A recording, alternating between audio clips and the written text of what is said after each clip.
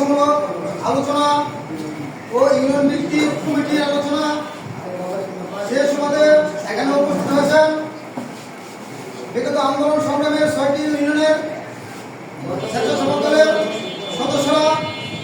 আর আজকের এই আলোচনা সভায় মঞ্চে উপস্থিত আছেন আজকের এই ধর্মসভা উপজেলা স্বেচ্ছাসেবক দলের ভারপ্রাপ্ত আহ্বায়ক জনাব নবীন ভাই।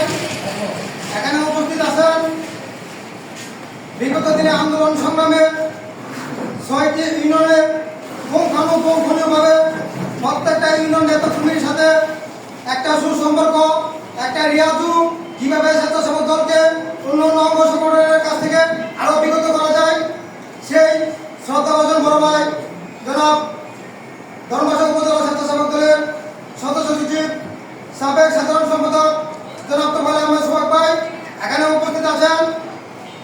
স্বেচ্ছাসেবক দলের যুগ্ম সাধারণ সম্পাদক জনাব পুতুল মামা এখানে উপস্থিত আছেন। স্বেচ্ছাসেবক দলের যুগ্ম সাধারণ সম্পাদক শাহিন ভাই এখানে উপস্থিত আছেন। আনোয়ার ভাই সহ ধর্মসভা উপজেলা স্বেচ্ছাসেবক দলের সিনিয়র নেতা কর্মীবৃন্দ এখানে উপস্থিত আছেন। স্বেচ্ছাসেবক দলের যুগ্ম আহ্বায়ক জনাব নাজিম আহমেদ ভাই।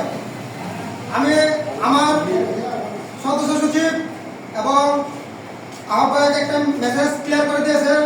আমাদের ইউনিয়ন ভিত্তিক